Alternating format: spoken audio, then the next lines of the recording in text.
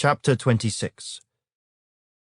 In the beginning of the reign of Jehoiakim the son of Josiah, king of Judah, this word came from the Lord, saying, Thus says the Lord, Stand in the court of the Lord's house, and speak to all the cities of Judah, which come to worship in the Lord's house, all the words that I command you to speak to them.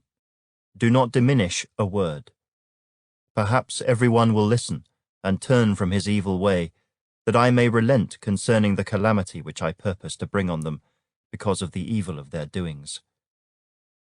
And you shall say to them, Thus says the Lord, If you will not listen to me, to walk in my law which I have set before you, to heed the words of my servants the prophets whom I sent to you, both rising up early and sending them, but you have not heeded, then I will make this house like Shiloh, and will make this city a curse to all the nations of the earth.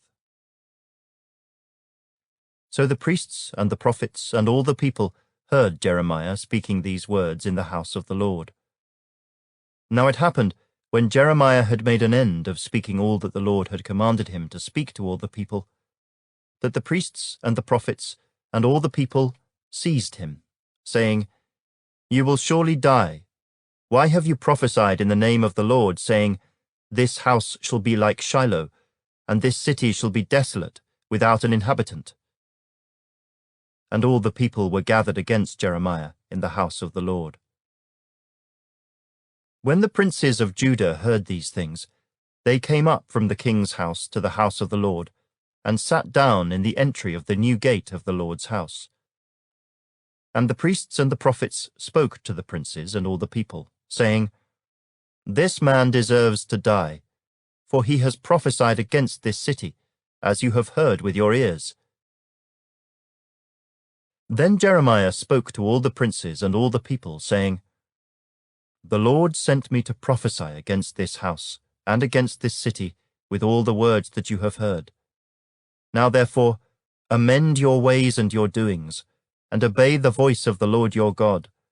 Then the Lord will relent concerning the doom that he has pronounced against you. As for me, here I am, in your hand. Do with me as seems good and proper to you. But know for certain that if you put me to death, you will surely bring innocent blood on yourselves, on this city, and on its inhabitants. For truly the Lord has sent me to you to speak all these words in your hearing. So the princes and all the people said to the priests and the prophets, This man does not deserve to die, for he has spoken to us in the name of the Lord our God. Then certain of the elders of the land rose up and spoke to all the assembly of the people, saying, Micah of Moresheth prophesied in the days of Hezekiah king of Judah, and spoke to all the people of Judah, saying, Thus says the Lord of hosts, Zion shall be plowed like a field, Jerusalem shall become heaps of ruins, and the mountain of the temple like the bare hills of the forest. Did Hezekiah king of Judah and all Judah ever put him to death? Did he not fear the Lord and seek the Lord's favor? And the Lord relented concerning the doom which he had pronounced against them. But we are doing great evil against ourselves. Now there was also a man who prophesied in the name of the Lord, Urijah, the son of Shemaiah of Kirjath-jearim, who prophesied against this city and against this land according to all the words of Jeremiah.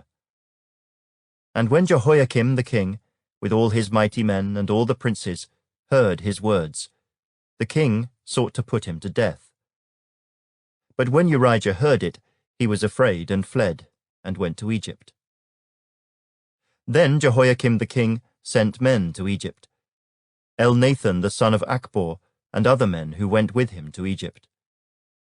And they brought Urijah from Egypt, and brought him to Jehoiakim the king, who killed him with the sword, and cast his dead body into the graves of the common people.